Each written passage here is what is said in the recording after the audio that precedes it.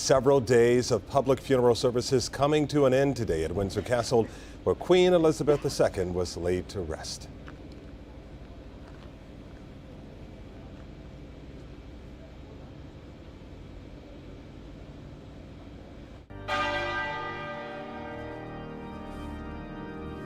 The final goodbye.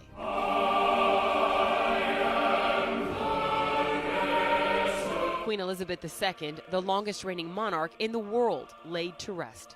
The royal family, including Prince George and Princess Charlotte, escorting the Queen's coffin into the service. The coffin adorned with flowers cut from the gardens of royal residences, and on top a note from King Charles III reading, "In loving and devoted memory." The service attended by heads of state from all over the world and the United Kingdom. Let not your heart be troubled. Ye believe in God, believe also in me.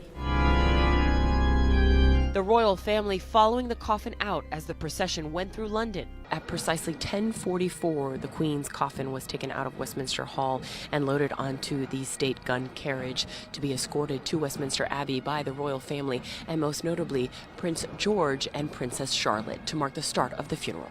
Privileged, very privileged. Wow. It's an honor to be sharing this experience with so many people in the same mind. Incredibly emotional, very sad, very heartbreaking, especially when Queen Elizabeth was brought out of Westminster Hall. The procession heading to St. George's Chapel at Windsor Castle.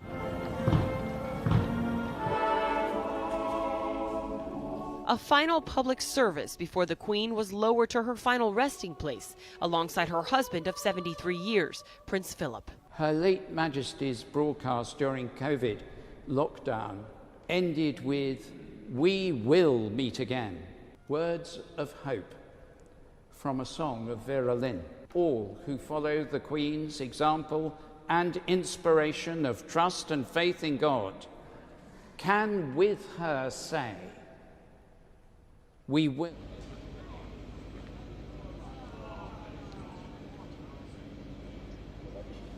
So emotional for so many people. The final event of the funeral was a private family prayer service. That is officially over. The Queen is now in her final resting place. That was the only event that was not televised or made public to anybody.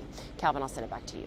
As we saw, Nicole, thousands from the public came out to pay respects as the coffin passed, and even Buckingham's staff did as well. But there was a special guest waiting for her outside Windsor.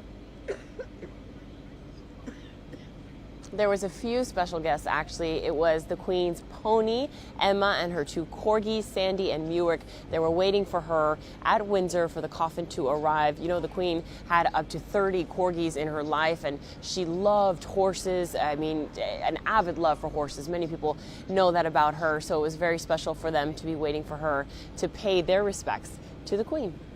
What an extraordinary day. Our Nicole Perez there to witness history. Nicole, we'll talk with you later tonight. Thanks a lot.